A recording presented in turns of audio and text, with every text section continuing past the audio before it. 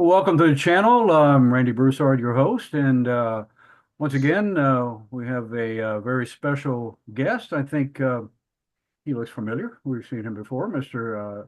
Scott Reid. Welcome, Scott, all the way across Hi. the pond from Scotland. And Scott, of course, has been a JFK assassination researcher for many, many years, over 40 years. He's published many articles, as we mentioned before, the Dealey Plaza, the UK Echo. He's visited many of the sites. He's been to Dallas, as we mentioned, many, many times. He's been an online presenter, published articles, various articles on many respected JFK websites. Previous contributor on the Kirk Newton incident, author of the article entitled Oswald and the Shot at General Walker. And this is a second two-part series that we're addressing this situation of the General Walker shooting that we spoke about last time. And of course, there were well, actually, another suspect Scott mentioned and talked about at length, and which I wasn't aware of. But it was someone who was actually a fellow Scotland who lived maybe 20 miles from your place, right? That you discovered. Yeah, yeah. Thanks for having me back on, Randy. Uh, yeah, William Duff was born about 20 miles away from where I'm sitting right now. So when I was got into the Kennedy assassination away back in to be honest with you, it was like early 80s. It would have been late 70s, early 80s.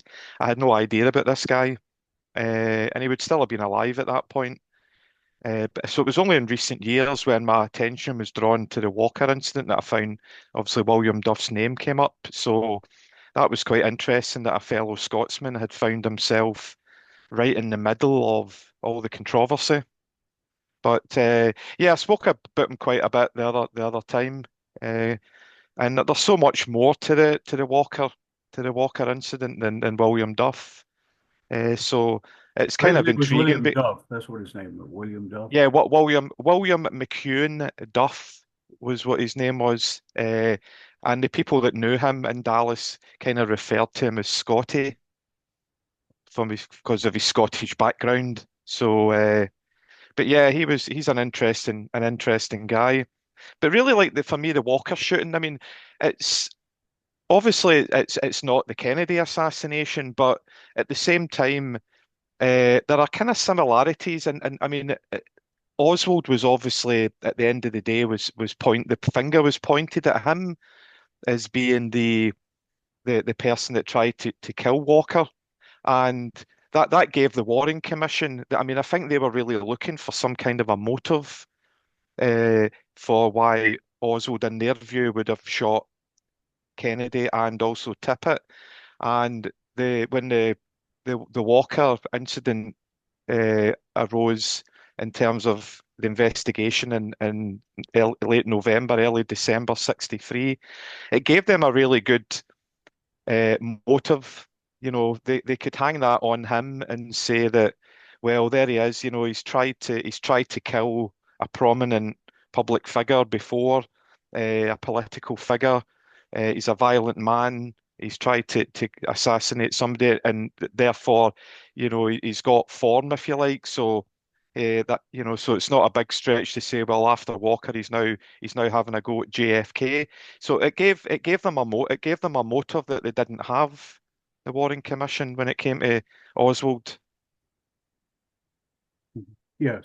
And it's strange to me that, Oswald, of course, was never questioned, never arrested for for this particular crime.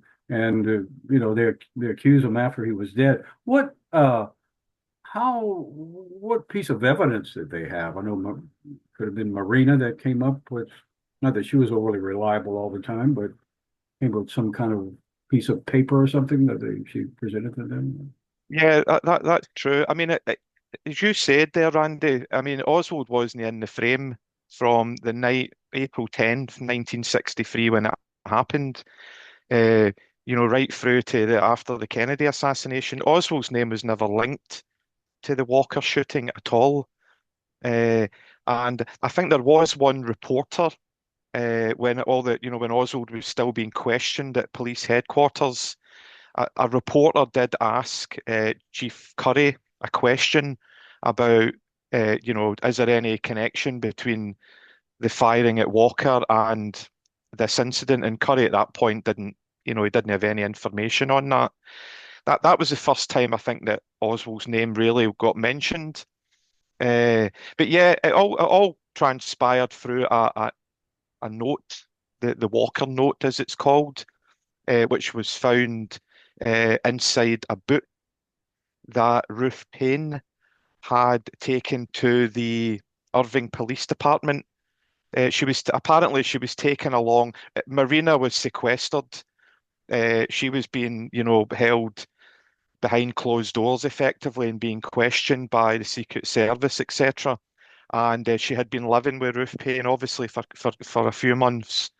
And Ruth Payne took some of Marina's personal belongings round to the Irving Police Department. And part of these belongings were two books that were written in the Russian language that she thought that Marina would need, you know, to get her through what she was going through. Uh, and inside one of the books, they they found this note that was written in Russian, and it wasn't addressed to anybody. It didn't have a date on it. It didn't mention Walker or anybody actually by name, but it did sound like a bit of a farewell letter. It was a kind of letter like it mentioned about if I'm taken alive, where the prison was. It was talking about leaving some money behind to pay for like gas, rent, water, etc. The key to a mailbox, etc. So it was it looked like it was written by somebody who was about to do something that could get them in some kind of trouble.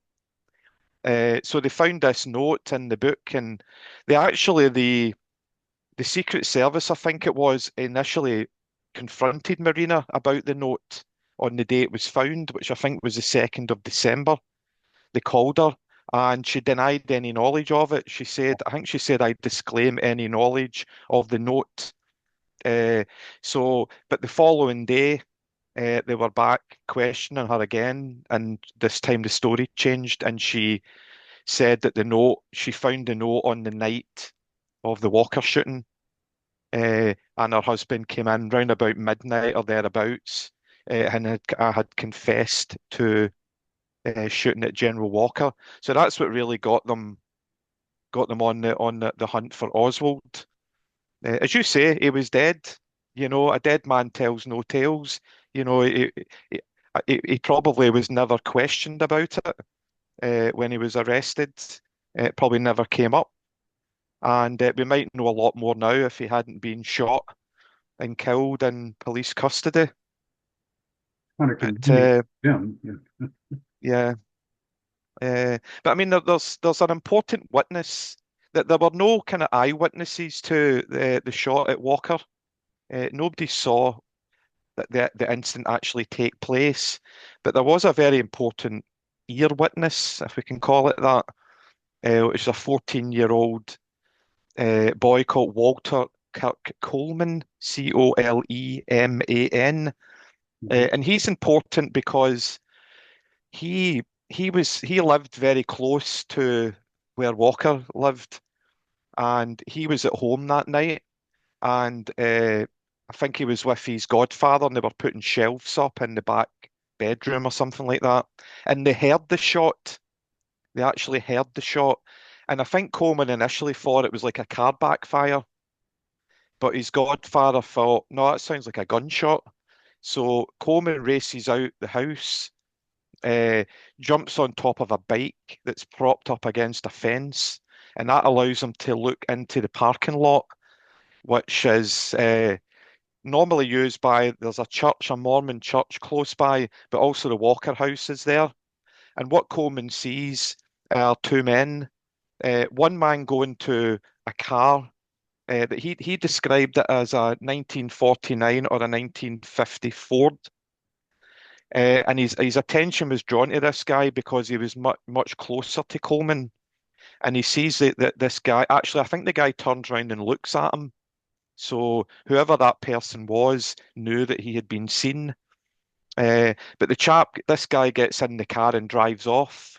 And then Coleman's attention is drawn to another guy who's walking from the alley and jumps into a different car. This one, I think it's a 1958 black over white two-door Chevrolet. And he doesn't see that car drive away because, in his view, there's what is there to see? There's all he's seen is a couple of guys getting in a car. But obviously, it's significant because he saw these men only seconds after the shot was fired. So the question is, who are these men? Who are these guys?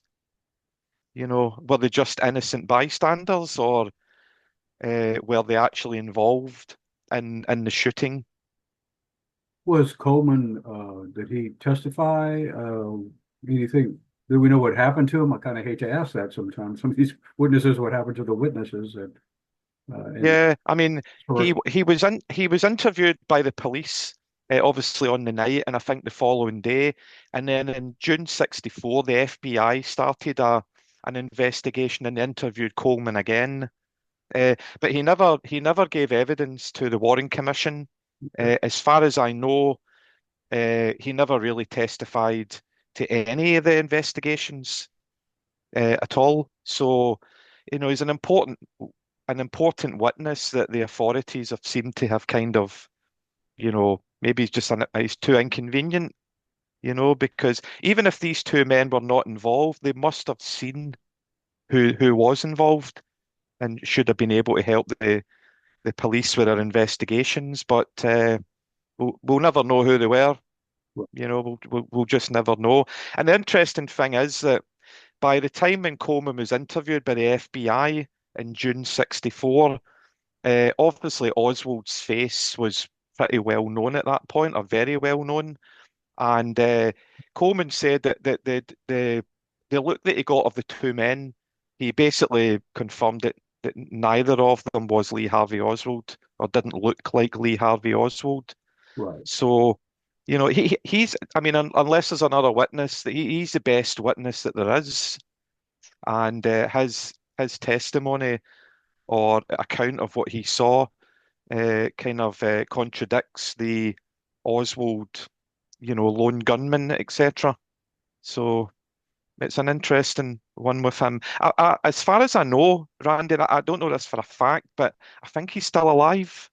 oh, is he really? Uh, I think so, and He was a young guy yeah, at that time, wasn't yeah, he was 14 back then, so he'll be what somebody else can do the maths on that one, but in the mid 70s or something that now. he? Okay, But that's I interesting. think he's still alive. As I say, I don't know that for a fact, but I believe that he may be. So he's still there for people to talk to, I suppose, if he's willing to do so. Right, be interesting. Also, the ballistics, as far as the bullets that were fired at General Mm. Walker, that really didn't. What is your take on that? There's some speculation that it wasn't the same bullet Oswald that matched Oswald's gun. Yeah, I mean the bullet.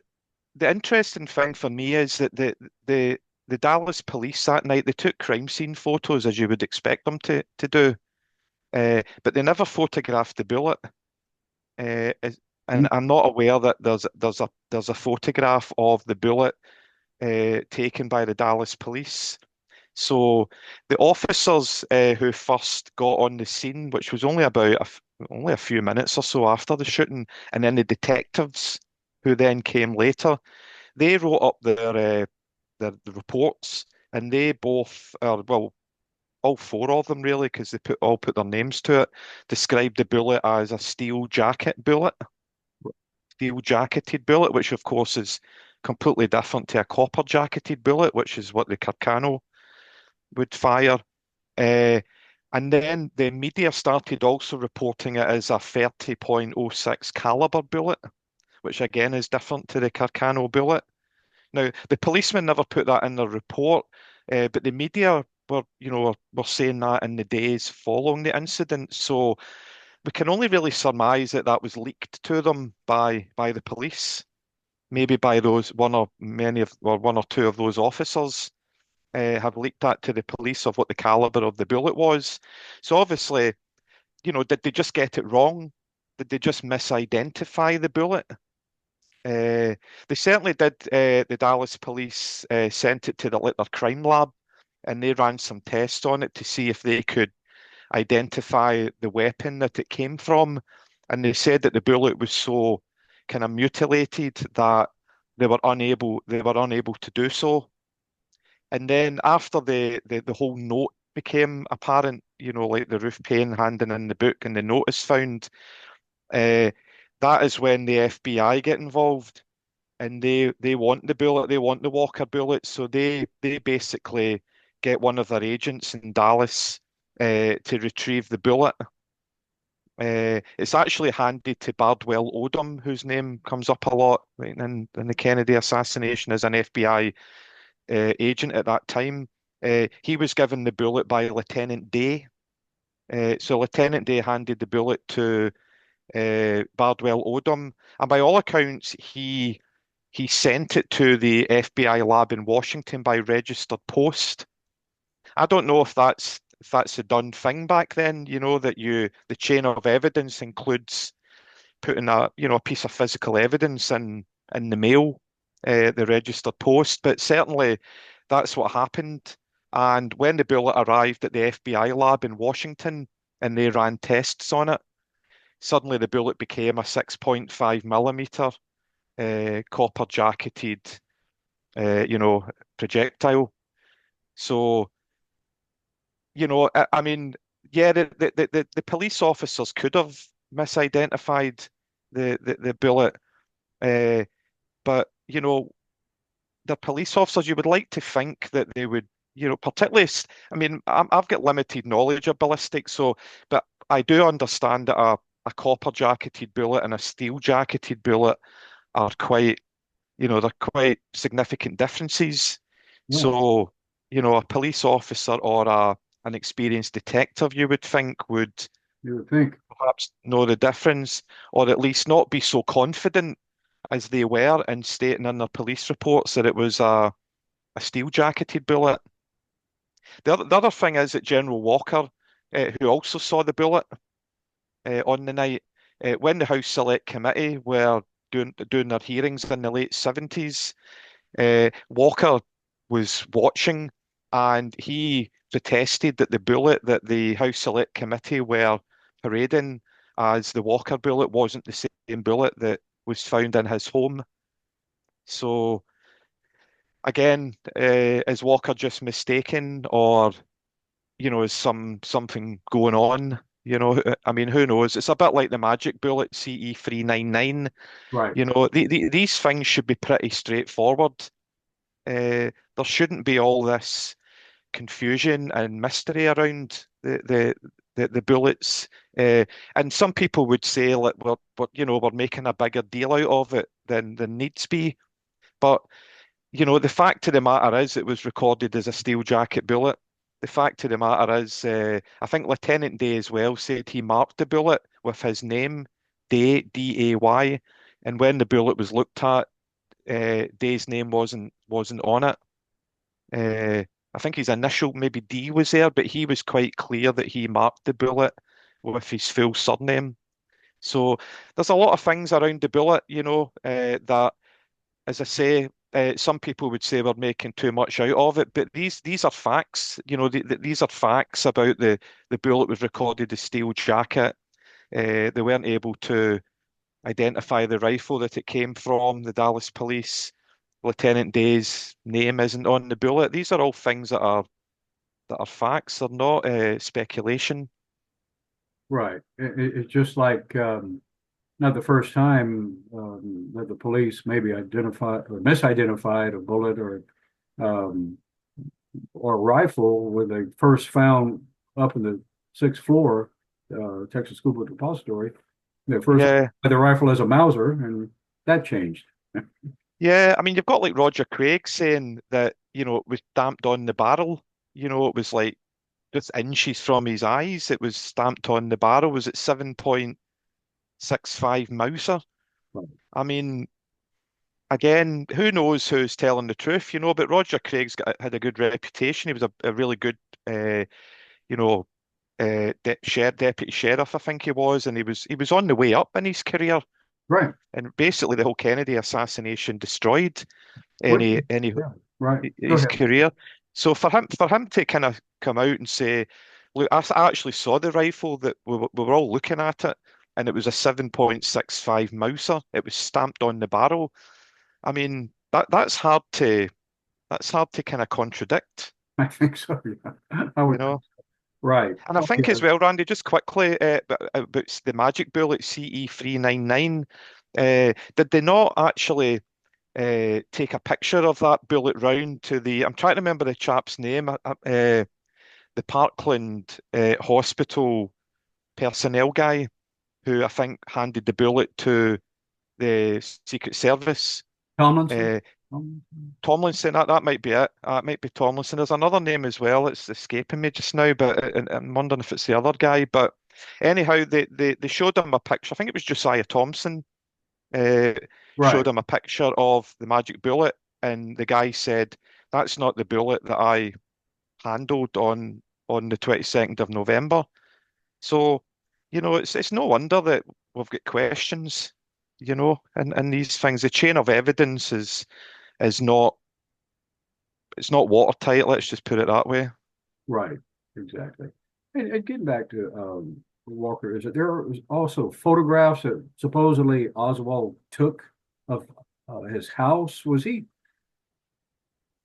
involved with this? Was he maybe following Walker? Did he know about Walker? And it was found among his possessions. How did that happen? Yeah, I think that was when the Dallas police went to the Roof Payne house, Yeah. and they searched the house, and most of their attention, I think, was on the garage where they found allegedly found the rifle, and they found all these other bits and pieces, and within them was some photographs, like at the back of Walker's house, the alley beside the house, uh, and the conclusion was that Oswald had taken those pictures and he'd taken them with the camera that he's supposed to have used to take the backyard photographs. Right. Uh, I don't really know what to make of all of that because on the one hand, it does look quite incriminating, but did Oswald take those pictures? Maybe they were taken by somebody else. I mean, did Michael Payne perhaps take them? And if Oswald actually did take the pictures, uh, it's not beyond the realms of possibility that he was trying to infiltrate or he was, monitoring Walker's activities or comings and goings in the house. It doesn't necessarily mean just because you find some photographs that Right. that's evidence of trying to kill somebody. I mean, Marina had said that Lee was like had burnt a lot of his kind of like Walker assassination plans, documents, had burned them all, set them all on fire to try and get rid of the evidence. But here he keeps the note, or at least, well, she found the note, and also he's left these photographs behind. He's leaving behind incriminating evidence. If he's trying to kind of put himself in the clear, then you certainly wouldn't have those photographs lying around, particularly if your wife has seen you destroying other evidence. So again, who knows how true all of that is? Did Marina see Lee do that? Did Lee have to burn anything? If he wasn't involved in it, maybe there was nothing to burn. It's all around, I think, just trying to really persuade people that he was the man that took the shot at Walker. Exactly. And also, the photograph also showed a parked car, a 57 Chevy, um, Yeah, that the license plate was maybe Can't Yeah, punched out. push that. Yeah, I think that was the other photograph, one of the other photographs that was found. Uh, and they, they they did an investigation after that to find out who the car belonged to. And when I was kind of researching it, they basically indicated that the car belonged to a guy called Charles Clear, and that's Klihr, who was a kind of Walker associate, I feel like somebody that knew Walker, went to his house and things like that. But the documents I've read have only said that Charles Clear owned a 1957 Chevrolet. There was never any kind of confirmation that somebody said it was his car. Robert Surrey, who's also another interesting guy in all of this, when he was being questioned by the Warren Commission, they asked him about that picture and about the 1957 Chevrolet, and he said he couldn't identify the car as being belonging to Charles Clear. So again, it's just a big mystery. You know, why would somebody want to punch the license plate out of the picture? Obviously, you'd think to try and hide the car's owner, if you like. Uh, and then Wesley Liebler, who was one of the kind of like counsels at the Warren Commission, he when all the kind of Mark Lane's Rush to Judgment and Josiah Thompson's book, etc., was all coming out, he did his own little investigation and he was interested in who that car belonged to. And he's a Warren Commission kind of advocate. And he contacted like the FBI and the Dallas police, and they would basically they told each other not to cooperate with him. I mean, this is a guy that's really on their side, you know, and Right. who's trying to do a wee, post investigation, but they're told not to cooperate with him. So he got nowhere with that, really. So it's another mystery, you know. I mean, could it have been somebody? I mean, somebody who, yeah, just didn't want to be identified as visiting Walker's house. And the other controversy around the photograph is that Chief Curry published a book in I think it was in the late 60s, his assassination file, so to speak. And one of the pictures in the book is of a lot of Oswald's possessions all scattered on like a floor or table. And that photograph is in the is one of the items. And it does look like the the license plate is still there.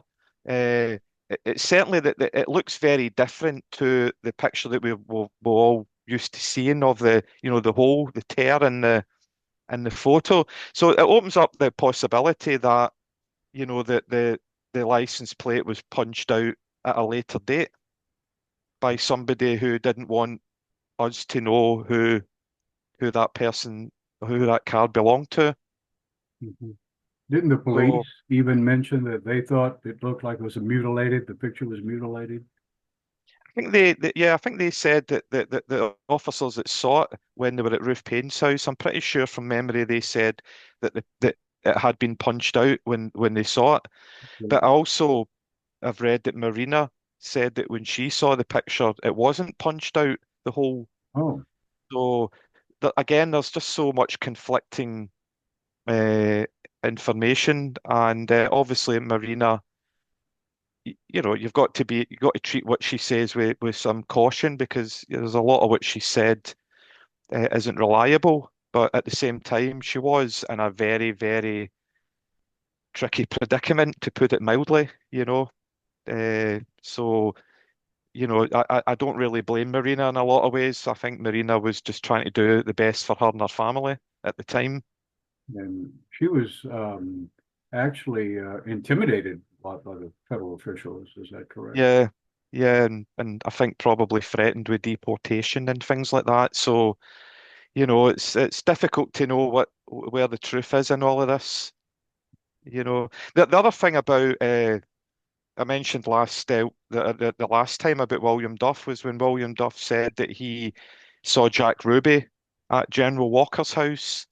An interesting little aside is that just round the corner from Walker's house, he lived on Turtle Creek Boulevard, but round the corner there's Avondale Avenue. And on Avondale Avenue, there was a guy that lived there whose name was Samuel Gilbert, whose name isn't widely known.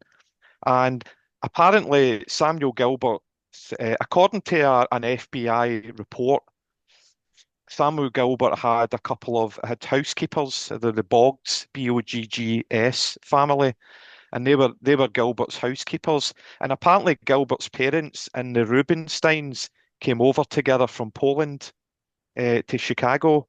And actually, their sons, Samuel Gilbert and obviously Jack Ruby, were good friends. And eventually, both of them moved to Dallas. And according to the daughter of the housekeepers, Ruby was round at Gilbert's house on a regular basis, actually to the point where I thought that there was a possibility that Ruby was going to move in with Samuel Gilbert.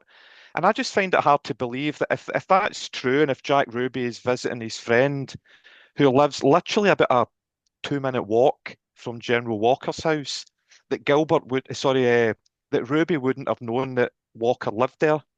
He must have known that Walker lived there because Walker wasn't a shrinking violet. You know, he was quite happy to publicize his house and fly the flags upside down and all the rest of it. So Ruby's, if he did visit his friend on the occasions that were told, then could he have also popped round to Walker's while he was there? It's it's not beyond the realms of possibility, but it is speculation. A lot of It's speculation. aspects, kind of roads lead to Ruby. That's another character that we can talk about Yeah. a I mean, long when I was time. in Dallas a couple of years ago, and I was round at the Walker area, I went to where Gilbert lived, the house on Avondale Avenue, and if you kind of look across the road, you can see the bottom half of the alley where the Okay. shot was fired. I mean, that shows you how close you are. And actually, you can get there. You can easily walk there in 90 seconds, less than 2 minutes. So it's incredibly close to where General Walker lived. So it's just another little bit of interesting information that we'll probably never get to the bottom of, unfortunately. Yeah, and it'll be an ongoing mystery. Scott, we're pretty much out of time. Thank you once again. Okay, no problem. How can people get in touch with you real quick? Find out more about your. Uh, yeah, I mean, my email address is a good way. It's Scott with two T's, Reid, Reid, at hotmail.co.uk, but also through Dealey Plaza UK. I mean, I should actually give Dealey Plaza UK a little plug because I'm a member of DP UK and we're having our 30th anniversary conference at the end of June, just outside Birmingham. So we've got a full 3 days of all, Kennedy assassination speakers and etc. So we're looking forward to that. But yeah, the best way to I'm on Facebook and my email address is probably a good way. And if Gail Jackson's watched, I don't know if Gail Nix Jackson's watching. I do have your book, Gail. There it is. I- I've had it. I've had it for a number of years, and it's a good book. I enjoy. I look at it a lot. And she mentions Walker and mentions you in that book. I say I'm not mentioned in the book, no, but there is chapters on Walker, and it's a very interesting book. It really gets into the nitty-gritty of what was going on in Dallas around that time. Mhm. So it's an interesting read. Great. Well, Scott, once again, thank you so much. I really appreciate Thank it. you. I Speak again. appreciate the opportunity. Thanks, Randy. Bye. Have a good day.